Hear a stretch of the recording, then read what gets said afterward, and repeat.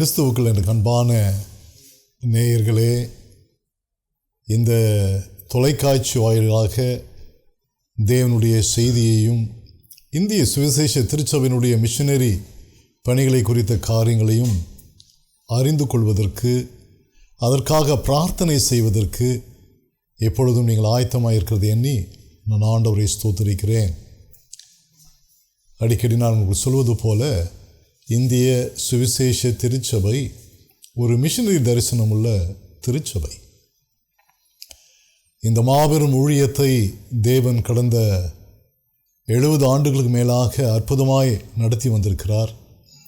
இந்த தரிசனத்தை தேசமெங்கும், ஏன் உலகமெங்கும் கொண்டு செல்வதிலே அதிகமாக உத்வேகத்தை காட்டின நம்முடைய தந்தை பேராயரை நாம் நினைவு கூற கடமைப்பட்டிருக்கிறோம்.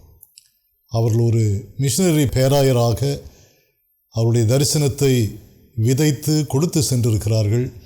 அது வளர்ந்து வருகிறது. சமீபத்திலே பீகாரிலே அந்த ஊழியத்தை நாங்கள் விரிவுபடுத்த பீகார் மிஷன் 100 என்ற தரிசனத்தோடு அதை தீவிரப்படுத்தி வருகிறோம். சமீபத்தில் அதற்குரிய ஒரு முக்கியமான கூட்டத்தை, ஒரு ஸ்ட்ராட்டஜிக் மிஷன் மீட்டிங் கான்ஃபரன்ஸ் நடந்தது. அதற்குரிய காரியங்களுக்காக என்னுடைய தலைவர்கள் சென்றிருந்தார்கள். இப்பொழுது உடனடியாக 3 அல்லது 4 ஆலயங்களை ஒரு குறிப்பிட்ட பகுதியில் கட்டுவதற்கு ஆயத்தமாகி கொண்டிருக்கிறோம். ஆகவே இவைகளுக்காக தொடர்ந்து நீங்கள் ஜெபியுங்கள். உங்களுடைய அன்பிற்காக, உதாரத்துவமான காணிக்கைகளுக்காக, பிரார்த்தனைகளுக்காக நாங்கள் நன்றி செலுத்துகிறோம். உங்களுக்காக நாங்கள் தொடர்ந்து ஜெபிப்போம். இந்த நாட்கள் லெந்து நாட்களை அனுசரித்து வருகிறோம். கிறிஸ்துவினுடைய பாடு, மரணங்கள், உயிர்த்தெழுதல் இவைகள் நம்முடைய வாழ்க்கையில் ஒரு மாபெரும் ஆவிக்குரிய தாக்கத்தை ஏற்படுத்தி வருவதை நாம் எண்ணி ஆண்டவரை ஸ்தோத்திரிக்கிறோம். காரணம், இந்த லெந்து காலங்கள் ஒரு வசந்த காலம், ஆவிக்குரிய வசந்த காலங்கள் என்று சொல்லினால் அது மிகையாகாது.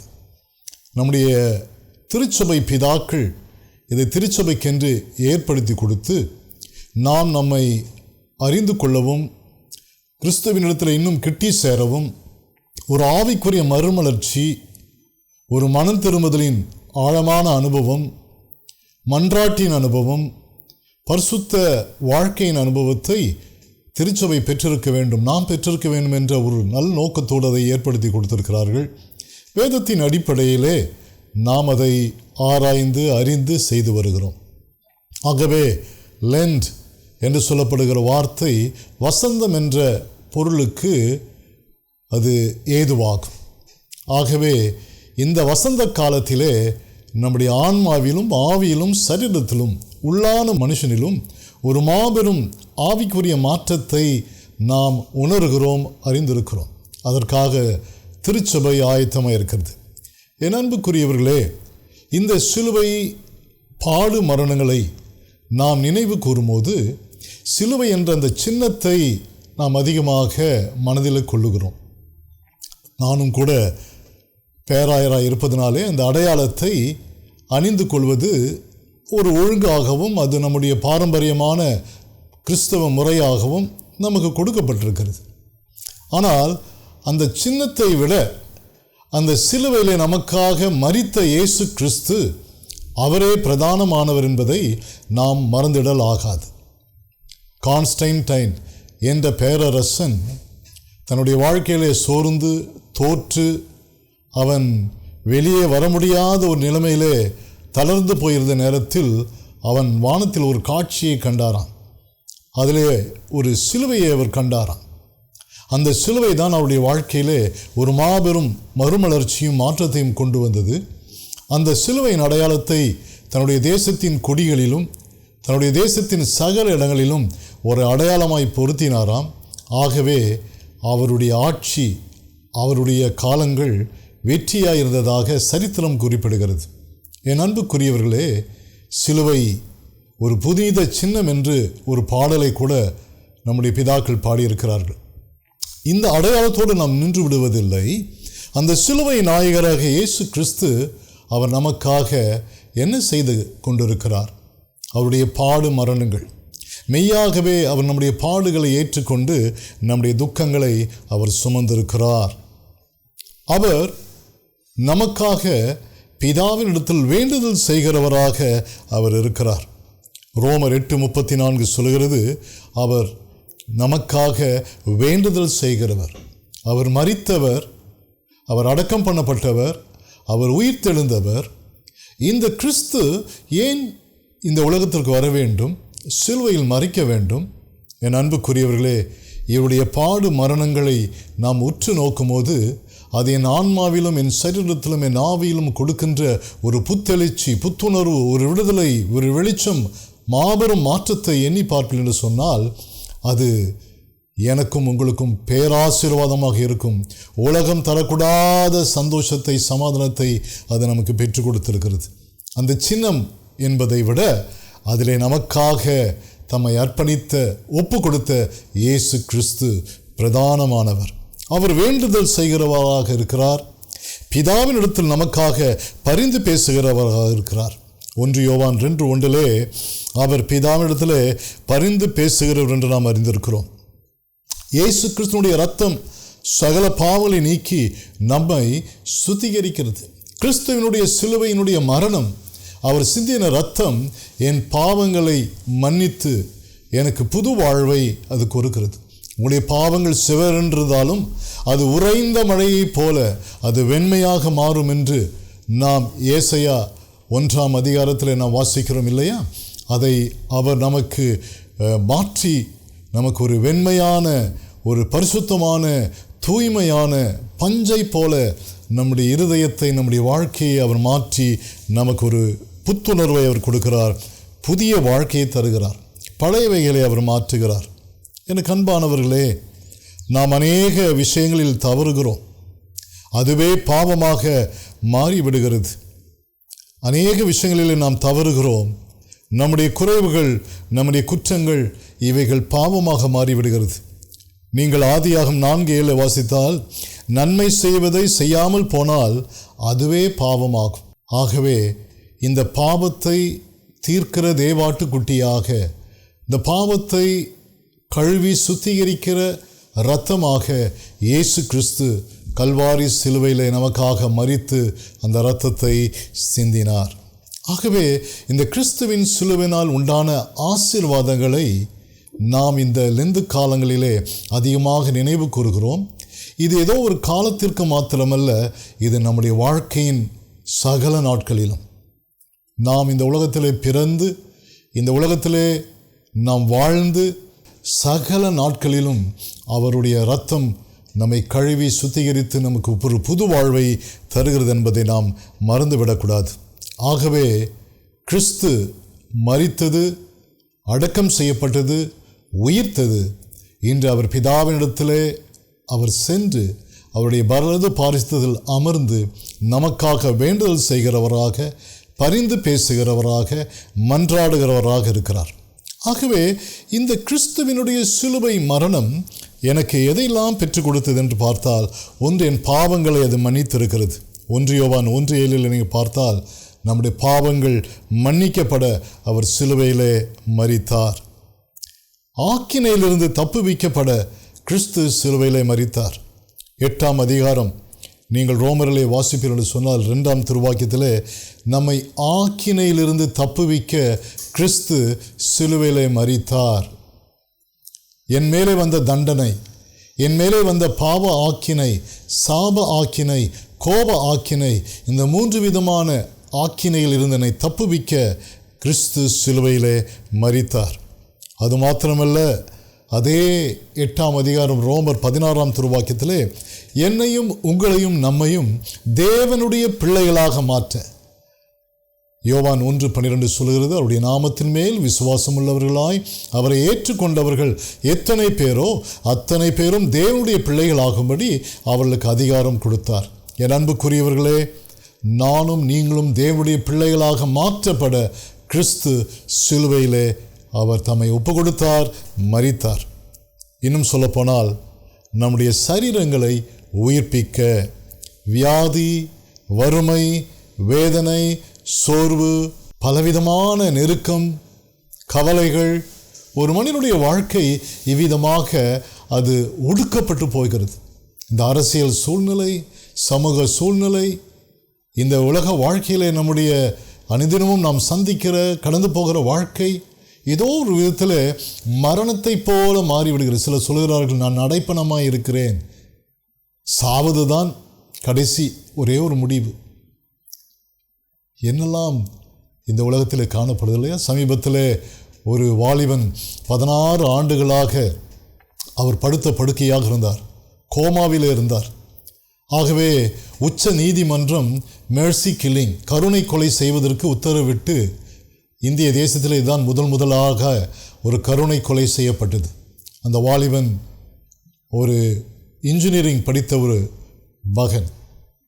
ஆனால் எதிர்பாராத ஏற்பட்ட மாடியிலிருந்து அவர் கீழே விழுந்து ஏற்பட்ட அந்த விபத்திலே அவர் 16 ஆண்டுகளாக கோமாவில் இருந்திருக்கிறார். ஆகவே உயர் நீதிமன்றம் சொல்லியிருக்கிறது அவளுக்கு கருணை கொலை செய்து கொள்ளலாம் என்று சொல்லி. யோசித்து பாருங்கள், வாழ முடியவில்லை, ஏதோ ஒரு விதத்தில் சோர்வு, சாவை விரும்புகிறார்கள். ஆனால் வேதம் சொல்லுது, கிறிஸ்துவினுடைய மரணம் என்னையும் உங்களையும் உயிர்ப்பிக்க, கவலையிலிருந்து, வறுமையிலிருந்து, வியாதியிலிருந்து, பாவத்திலிருந்து, சாபத்திலிருந்து, இருளிலிருந்து, வேதனையிலிருந்து, துக்கத்திலிருந்து, நீங்கள் எந்த சூழ்நிலையில் இருந்தாலும் அதிலிருந்து உங்களை உயிர்ப்பிக்க கிறிஸ்து சிலுவையிலே மரித்தார். ரோமர் 8:11 வாசிக்கிறோம், சாவுக்கு ஏதுவான உங்கள் சரீரங்களை உயிர்ப்பிக்கிற ஆவியானவர் இயேசு கிறிஸ்து. என் அன்புக்குரியவர்களே, ஏன் கிறிஸ்து சிலுவையிலே மரித்தார்? சிலுவை ஒரு புனித சின்னம். ஆனால் அந்த சின்னத்தை விட அதிலே மரித்த இயேசு கிறிஸ்து பிரதானமானவர். அவர் உங்களுடைய பாவங்களை மன்னிக்கவும், ஆக்கினையிலிருந்து உங்களை தப்புவிக்கவும், தேவனுடைய பிள்ளைகளாய் நம்மை மாற்றவும், நம்மை சகல சூழ்நிலையிலிருந்து உயிர்ப்பித்து நமக்கு வாழ்வளிக்கவும் அவர் போதுமானவர். அந்த கிறிஸ்துவினுடைய வல்லமை உங்களுக்கு போதுமானதாக இருக்கிறது. அந்த சிலுவை நாயகர் தாமே உங்களை ஆசீர்வதிப்பாராக. ஜெபம் செய்வோம். இரக்கமுள்ள எங்கள் நல்ல ஆண்டவரே, எங்கள் அருமையான இந்த தொலைக்காட்சி நேயர்களுக்காக நன்றி செலுத்துகிறோம். ஆண்டவருடைய திருநாமத்தினாலே அவர்களை ஆசீர்வதிக்கிறேன். இந்த சிலுவை நாயகராகிய இயேசு கிறிஸ்து எங்கள் பாவங்களை மன்னிக்க மாத்திரம் அல்ல, எங்களை ஆக்கினையிலிருந்து, கோபாக்கினை, பாவாக்கினை, சாபாக்கினிலிருந்து விடுவிக்க நீர் மரித்தீர். எங்களை உம்முடைய பிள்ளைகளாய் மாற்ற நீர் மரித்தீர். எங்களை உயிர்ப்பிக்க, எல்லா நிலையிலிருந்தும் எங்களுக்கு புது வாழ்வழிக்க நீர் மரித்தீர். உம்முடைய அன்புக்காக நன்றி செலுத்துகிறோம்.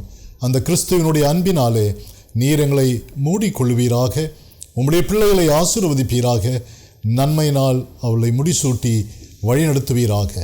பிதா, குமாரன், தூய ஆவி நாமத்தில் ஆசீர்வதித்து ஜெபிக்கிறோம் எங்கள் நல்ல பிதாவே, ஆமென். இந்திய மிஷனரி இயக்கம் நமது ECI தந்தை பேராயர் எஸ்ரா சர்க்குணம் அவர்கள் 1974ஆம் ஆண்டு ஷெபத்துடன் துவக்கி வைத்தார்கள். கடந்த 50 ஆண்டுகளில் இந்திய தேசத்தில் 21 மாநிலங்களில் 50 இன மக்கள் மத்தியில் 1300 மிஷனரிகளும் 1400 ஆதிவாசி மால்தோ பிள்ளைகள் மத்தியில் ஊழியங்கள் சிறப்பாக நடைபெற்று வருகிறது.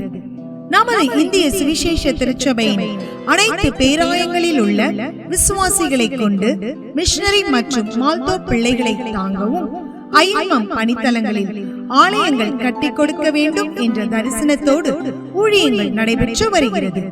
இந்திய மிஷனரி இயக்கமானது அன்று முதல் இன்று வரை நற்பணி செய்து வருகிறது. இந்த சிறப்பான ஊழியம் இது ஜெபத்தோடு ஆரம்பிக்கப்பட்ட மாபெரும் ஊழியம். இந்த ஊழியத்தில் ஆண்டவருடைய வழிநடத்துதல் கிருபையெல்லாம் அதிகமாக இருக்கிறதை நான் பார்த்திருக்கின்றேன். இது ஆரம்பிக்கப்பட்டதன் முழு நோக்கமே இயேசுவின் நற்செய்தியை அறிவிப்பதிலும் அவர் செய்தியை பிரபல்யமாக்குவதுதான் முழு நோக்கமாகும். தற்போது நம்முடைய ஊழியங்கள் 21 மாநிலங்களில் 50 இன மக்கள் மத்தியில் ஆண்டவருடைய அருட்பணியை சிறப்பாக செய்து வருகின்றோம். கடந்த 2 ஆண்டுகளில் 34 மிஷனரிகள் ரெஜிஸ்டர் செய்யப்பட்டு அவர்கள் பணித்தலங்களில் ஆண்டவருடைய இறைப்பணியை சிறப்பாக செய்து வருகிறார்கள். அன்னை மங்கலம் தையல் பயிற்சியின் மூலமாக ஜார்க்கண்டில் 47 பெண் பிள்ளைகளும், பீகாரில் 32 பெண் பிள்ளைகளும், ஜவாது மலைப்பகுதியில் 32 பெண் பிள்ளைகளும் தையல் பயிற்சி பெற்று சிறப்பாக தங்களுடைய எதிர்கால வாழ்க்கையை நோக்கி அவர்கள் கடந்து போயிருக்கின்றார்கள். கடந்த 2 ஆண்டுகளில் நம்முடைய சென்னை பேராயத்தின் மூலமாகவும் மும்பை பேராயத்தின் மூலமாகவும் அநேக விசுவாசிகள் மூலமாகவும் ஏறக்குறைய 74 தேவாலயங்கள் கட்டி பிரதிஷ்டை செய்யப்பட்டிருக்கின்றது. சுமார் 50 லட்சம் செலவில் ஐஎம்எம் தாம்பரம் கிளையின் சார்பாக ராஜ்போக்ராவில் ஒரு மிஷன் பள்ளியானது கட்டி பிரதிஷ்டை செய்யப்பட்டிருக்கின்றது. இவங்க எல்லாருமே ஃபர்ஸ்ட் ஜென்ரேஷன் லேர்னர்ஸ். அவங்க அம்மா அப்பாலாம் படித்தவங்க கிடையாது. உங்களுக்கும் எனக்கும் இருக்கிற ஆப்பர்ச்சுனிட்டிஸ் இவங்களுக்கு இருந்தது கிடையாது. இப்படி வாழ்க்கையில் ரொம்ப கஷ்டப்படுற இந்த பிள்ளைங்களை நீங்கள் ஸ்பான்சர் பண்ணணும்னா ஒரு குழந்தைய நீங்கள் தத்து எடுக்கலாம். சோரா பணித்தளத்தில் பெண்கள் மாநாடு சிறப்பாக நடைபெற்றது. 3000க்கும் மேற்பட்ட பெண்கள் கலந்து கொண்டார்கள்.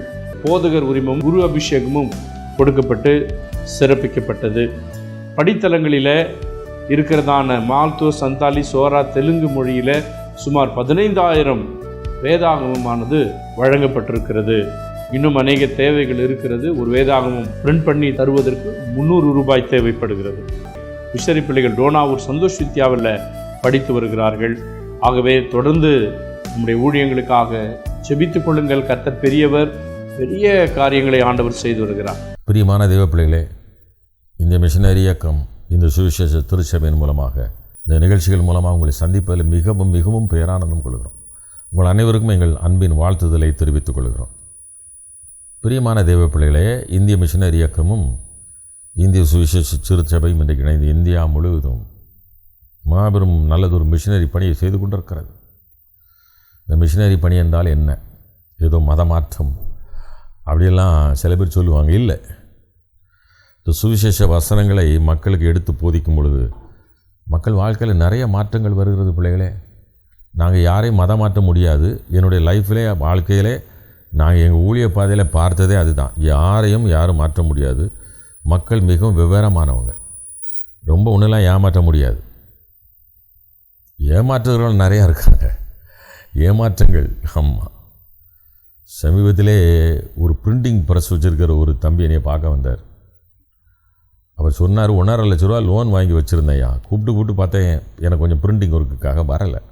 ஏன் தம்பின்னு கேட்டேன். 1.5 லட்ச ரூபா லோன் வாங்கி வச்சுருந்தேயா. யாரோ ஒருத்தர் என் வீட்டுக்கு ஒரு ஃபோன் போட்டிருக்காங்க.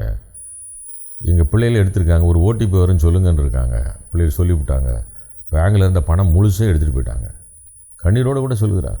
பாவம், பரிதாபமாக இருந்துச்சு. நான் ஒரு கொஞ்சம் ரூபாயை கையில் கொடுத்து எனக்கு இந்த வேலைகளெல்லாம் செய்து கொடு அப்படின்னு சொல்லி கொடுத்து அனுப்புனேன். வேலைகளை முடிச்சிட்டார். கம்ப்ளைண்ட் பண்ணியிருக்கேன், சீக்கிரத்தில் இந்த பணம் எனக்கு கிடைக்கணும்னு சொல்லி ஜெபம் பண்ணுங்கன்னு சொன்னார். ஜெபித்து கொண்டே இருக்கிறோம். அதற்கு பிறகு நான் அவரை பார்க்கலை. இப்படிப்பட்ட மக்கள் எல்லாம் இன்றைக்கி பெருகி இருக்கிற காலம். பாருங்கள், பாவ பழக்கம், அடிமைத்தனம், இப்படி ஏமாற்றுவது தப்பு. இந்த வேதம் தான் அதை கற்றுக் கொடுக்கிறது. இந்த வேதத்தை சரியாக அறிஞ்சிருப்பானா அடுத்தவன் பணத்துக்கு அவன் ஆசைப்பட மாட்டான். ஏன்னா இந்த ஆண்டவராக இயேசு கிறிஸ்து பாவத்தின் பரிகாரியாக அந்த உலகத்திற்கு வந்தார். அதுதான் இந்த லெந்து காலத்தின் நிறைவு வாரம். சிலுவையிலே தன்னை அறைவதற்கு ஒப்பு கொடுத்தார். சர்வலோகத்தின் பாவத்தையும் சுமந்து தீர்த்தார். உலகத்தின் பாவத்தை சுமந்து தீர்க்கிற தேவ ஆட்டுக்குட்டி என்று அவருக்கு ஒரு பெயர் உண்டு.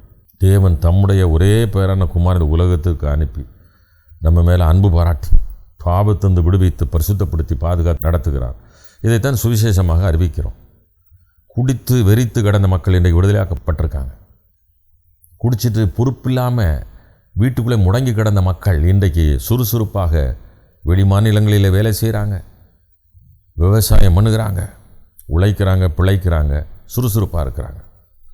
ஆம், பிரியமான தெய்வ பிள்ளைகளே, இந்த லெந்து காலத்தில் மக்களுக்கு நாங்கள் சொல்லிக் கொடுக்குற ஒரு காரியமே இதுதான். ஆண்டவராக இயேசு ஏன் இந்த உலகத்திற்கு வந்தார்? சுவிசேஷ பணி அதுதான்.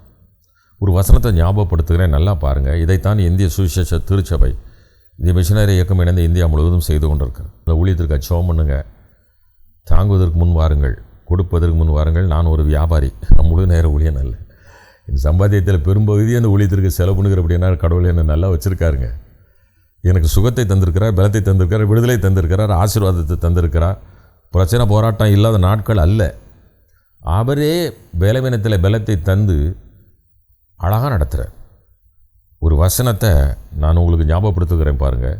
இந்த உலகத்திற்கு ஏன் அவர் வந்தார், எதற்காக அடிக்கப்பட்டார், எதற்காக இரத்தத்தை சிந்தினார், எதற்காக குட் ஃப்ரைடே அப்படி வருது அப்படின்றதெல்லாம் கேள்வியாக இருக்கும். ஒரு வசனம் பாருங்கள், ஏசாயா தீர்க்க தரிசன புஸ்தகம் இந்த வேத புத்தகத்திலே உண்டு. 53வது அதிகாரத்திலே 5வது வசனம் சொல்கிறது, நம்முடைய மீறுதல்களின் நிமித்தம் அவர் காயப்பட்டு. நான் செய்த தப்புனால தவறுனால தான் ஆண்டவராக இயேசு காயப்படுத்தப்பட்டார். கையில் காலில் ஆணி, தலையில் அடி, முட்கிரீடம், விழாவிலே குத்தப்பட்டார், இரத்தத்தை எல்லாம் சிந்தினார். எதற்காக? என்னுடைய மீறுதல், நான் மீறி செய்த தப்புன்னு தெரிஞ்சும் செய்த மீறுதல் நிமித்தமாக அவர் காயப்பட்டு, நம்முடைய அக்கிரமங்கள் நிமித்தம் அவர் நொறுக்கப்பட்டார். நான் செய்த அக்கிரமங்க, இன்றைக்கி எனக்கு விடுதலையாக இருக்கிறேன். இன்றைக்கி சிலர் அக்கிரமெல்லாம் பண்ணிட்டு அது ஒன்றுமே இல்லைன்னு சொல்லுகிற அளவுக்கு போகிறத பார்க்குறேன். சொத்தை ஏமாற்றி வாங்கிறது, பணத்தை திருடுவது, பிறருடைய பொருளைக்கு ஆசைப்படுவது, பிறருடைய பொருளை இச்சிப்பது, இன்னும் சொல்லப்போனால் அடுத்தவங்க சொத்துக்காக ஆசைப்படுவது. பாருங்கள், பெத்த தகப்பனை அடித்து சொத்துக்காக பெற்று வளர்த்த தகப்பன் மேலே ஏன் இப்படி போகுது பாருங்கள். இன்றைக்கி அக்கிரமம் பெருகிடுச்சு, கொலை, கொள்ளை. சமீபத்தில் விரும்பிய பிள்ளையை திருமணம் பண்ண முடியல, வேறு ஒருவனுக்கு அந்த பொண்ணை திருமணம் பண்ணிட்டாங்க. எனக்கு கிடைக்காதவ வேறு யாருக்கும் கிடைக்கக்கூடாதுன்னு சொல்லி கொலை செய்துடுறான். அந்த பொண்ணுடைய வாழ்க்கை போச்சு, இவன் ஜெயிலுக்கு போயிடுறான். என்ன ஆச்சு பாருங்களா? அக்கிரமம், அக்கிரமம். நல்லா தெரியும், அவள் அடுத்தவனுக்கு மனைவி ஆயிட்டா, இவனுக்கு ஒரு வாழ்க்கை கிடைக்காமல போகுது. எதனால் இந்த சிந்தை வருது? அதற்காகத்தான் அவர் நொறுக்கப்பட்டார். அவருடைய சரீரம் முழுவதும் நொறுக்கப்பட்டது, அடி, இரத்தத்தை சிந்தினார். இன்றைக்கி நிறைய பேருக்கு அதை புரியலை. இதைத்தான் சுவிசேஷமாக அறிவிக்கிறோம். எல்லாரும் ரட்சிக்கப்படணும், எல்லாரும் பாவத்திலிருந்து விடுதலை ஆகணும். இப்படிப்பட்ட வெறித்தன்மை வரக்கூடாது. கொலை செய்வது எவ்வளோ பெரிய பாவம் பாருங்கள். பழி வாங்குதல், ஆண்டவரே சொல்ல, பழி வாங்குதல் எனக்குரியது, நான் தான் பதிலிச்சுவேன், நீ பண்ணக்கூடாது. உனக்கு பழி வாங்குறதுக்கு அதிகாரமே அவர் கொடுக்கலன்னு தான் ஆண்டவர் சொல்கிறார். இதைத்தான் வேதத்தின் அடிப்படையில் இந்தியா முழுவதும் உள்ள மக்களுக்கு சொல்லிக் கொடுக்குறோம்.